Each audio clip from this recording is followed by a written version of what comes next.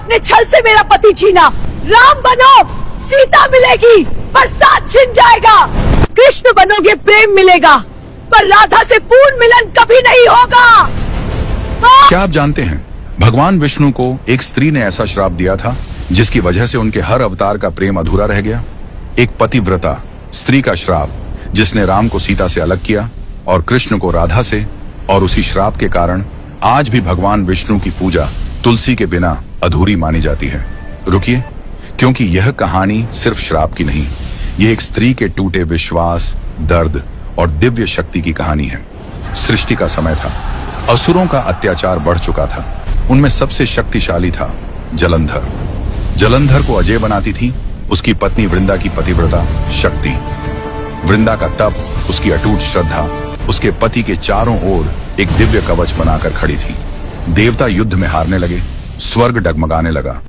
तब सभी देवता पहुंचे भगवान विष्णु के पास। भगवान जानते थे, जब तक वृंदा की पतिव्रता भंग नहीं होगी, जलंधर का अंत संभव नहीं। धर्म की रक्षा के लिए उन्होंने एक कठोर निर्णय लिया। उन्होंने जलंधर का रूप धारण किया और वृंदा के सामने प्रकट हुए। वृंदा ने अपने पति को सामने देखा और उसी क्षण उसका तप टूट गया।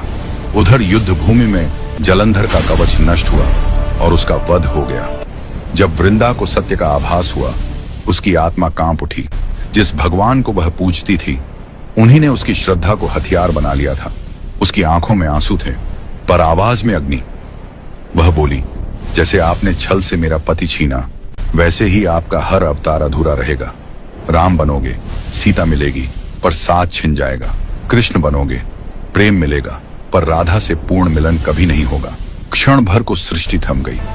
भगवान विष्णु, जिनके सामने ब्रह्मांड नतमस्तक होता है, आज स्वयं झुक गए। हाथ जोड़कर बोले, माता, तुम्हारा श्राप मेरे लिए दंड नहीं, तपस्या है, क्योंकि भक्ति से बढ़कर मेरे लिए कुछ भी नहीं। वृंदा का हृदय टूट चुका था। उसने अपने शरीर का त्याग कर दिया।